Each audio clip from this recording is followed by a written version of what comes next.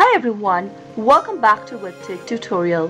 In today's video, I'm going to guide you through how to log into your GitHub account. Watch the video till the end and don't forget to subscribe to our channel if you've not yet.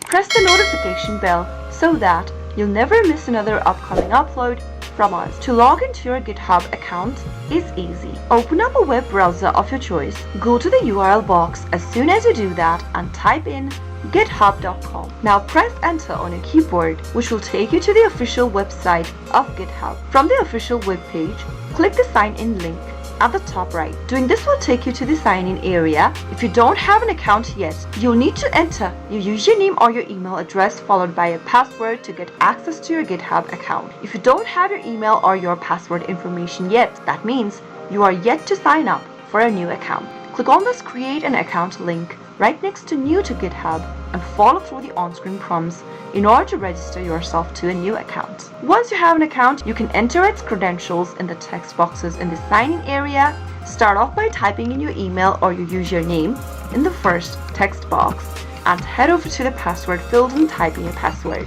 If you're having trouble remembering your password during logging in, you can get help by clicking on the Forgot Password link.